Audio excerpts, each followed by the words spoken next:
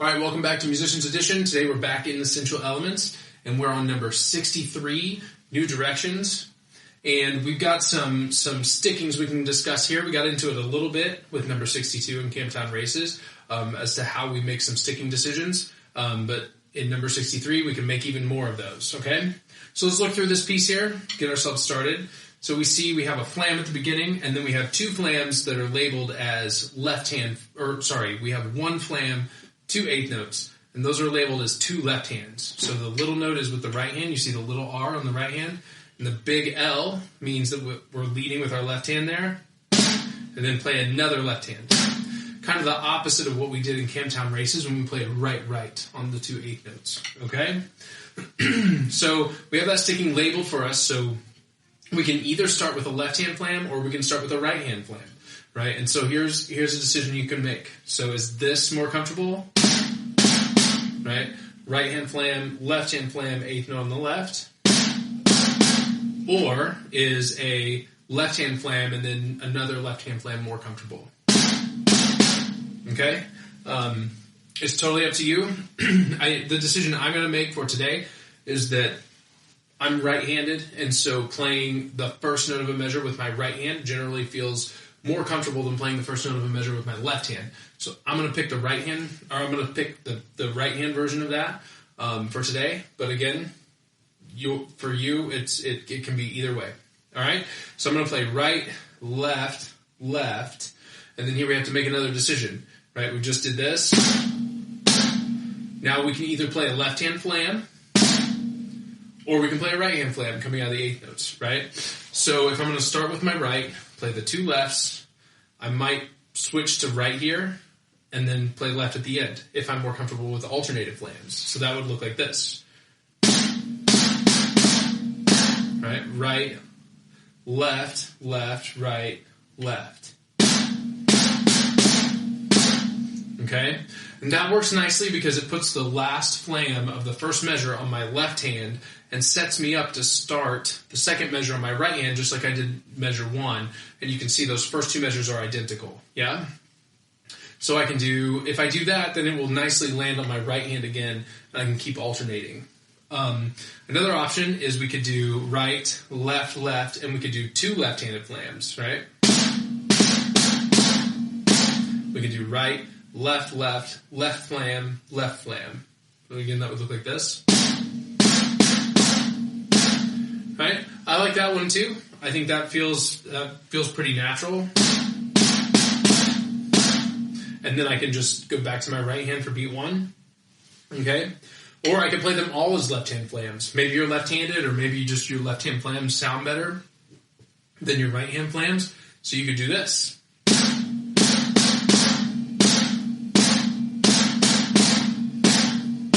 Okay?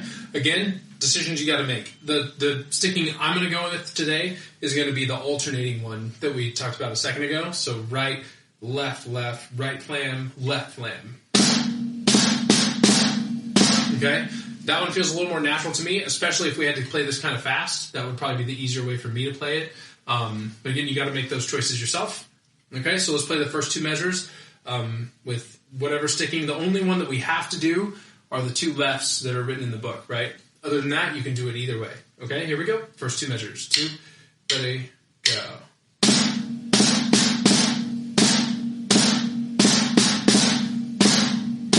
Okay, now we have a flam, a rest, a flam, and a rest. You can play those on whatever hand that you want to. I would suggest maybe trying to figure out which flams sound better for you, and then play both of those on that hand. Since you have a rest in between, you got plenty of time to just reset to whatever hand you need to. So I would personally play measure 3 as consecutive flams, because they're probably going to be more consistent that way.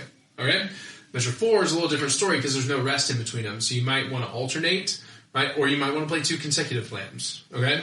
I think what I'm going to do is play measure 3 as right, and then right, and then measure 4, I'm going to alternate right, left. Okay? And then we can do the same thing. You see measure 7 and 8 are the exact same thing, right? So whatever choice we make here, we can make there. All right. I'm also a big advocate for writing in the sticking that you choose once you've made these decisions. That way, next time when you come back to this piece and you forgot what you decided last time, you don't have to make all these choices again. You just pencil in some of the R's and some of the L's, or whichever ones you need.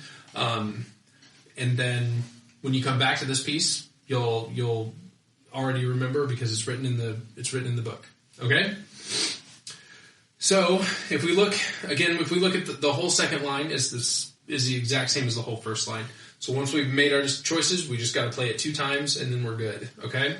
So the sticking I'm going to use again just to put it all together is right, left flam, left hand 8th note, and then right flam, left flam. And then we'll do that again. Right, left, left, right, left, and then measure 3. Right flam, rest, right flam, rest.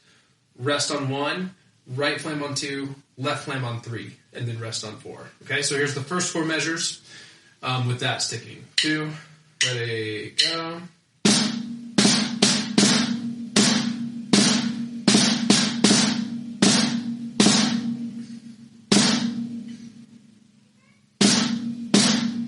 Okay, again, once I have that, I just do that same thing in the second line. Okay, now I like to get into the weeds with stickings as soon as we possibly can because I want, as early on in your playing career as we can, because I want you to start to make those decisions for yourself so that when you come to passages and music that's more and more difficult, you will be used to making choices based on what sounds best, what is most efficient, right, and what's most comfortable for you, okay? So don't be afraid to think it through, okay? It's one of the things we get to do as percussionists that a lot of other instruments don't get to do very much, right, is to decide what hand we want to use for this note or that note based on the music and based on what's most comfortable to our hands. Okay, so here we go. Let's play all of number 63 all the way through. I'm going to play that sticking I just showed you. Feel free to play that one, play other ones, experiment around with what works best and what sounds best. Okay, here we go. All the way through number 63. 1, 2, ready, go.